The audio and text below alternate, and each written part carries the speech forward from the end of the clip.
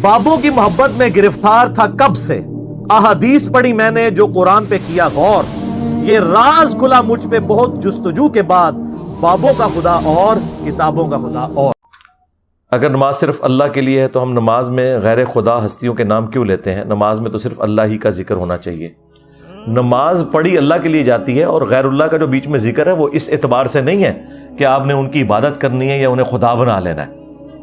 وہ اللہ کے نیک بندوں کا ذکر اس اعتبار سے ہے کہ انہوں نے خدا کو رسپانس کیا، آپ نے بھی خدا کو رسپانس کرنا ہے۔ یا اللہ کے جو نافرمان لوگ ہیں ان کا ذکر اس اعتبار سے ہے کہ وہ جو نافرمان لوگ ہیں ان کا جو انجام ہوا تمہارا بھی ویسا ہونے والا ہے۔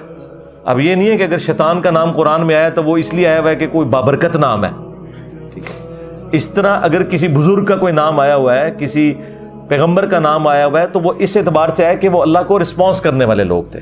اصحاب الکہف تھے، ایک خدا کی عبادت کرنے والے، انبیاء نہیں تھے لیکن اللہ نے ان کا ذکر کیا۔ اسی طریقے سے انبیاء کرام علیہ السلام کے واقعات اللہ تعالیٰ نے ذکر کیے ہیں عبرت کے طور پر، تو وہ اللہ ہی کے لیے ہے، وہ اللہ کے بندوں کا ذکر ہے۔ اللہ کے بندوں کا ذکر اس اعتبار سے کہ وہ خدا کے ساتھ کمیٹڈ تھے، وہ اللہ کے ذکر میں ہی شمار ہوتا ہے، کیونکہ ہر چیز گاڈ اورینٹڈ ہے۔ درود شریف دیکھیں، یہ بھی اللہ کا ذکر ہے، کیونکہ ہم دعائے رحمت کرتے ہیں نبی صلی اللہ علیہ وآلہ وسلم کے لیے، تو اللہ کے نبی کے لیے دعا کرنا یہ اللہ کی عبادت ہے۔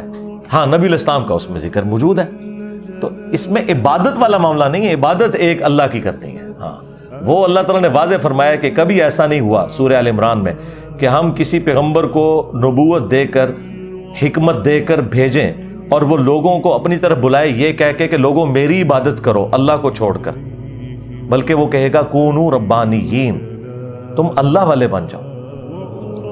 کیا اللہ تعالیٰ تمہیں یہ حکم دے گا کہ اس کے انبیاء کو اور فرشتوں کو رب مان لو اللہ کے مقابلے پر؟ کیا وہ تمہیں یہ حکم دے گا کہ تم اسلام لانے کے بعد کافر ہو جاؤ؟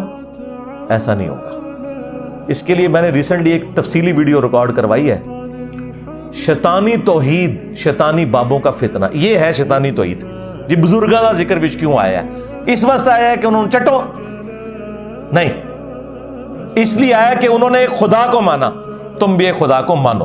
اور بزرگ بھی آپ والے نہیں، ہاں وہ تو اپنی عبادت کرواتے رہے، وہ بزرگ جنہیں ہم بزرگ مانتے ہیں، ٹھیک ہے۔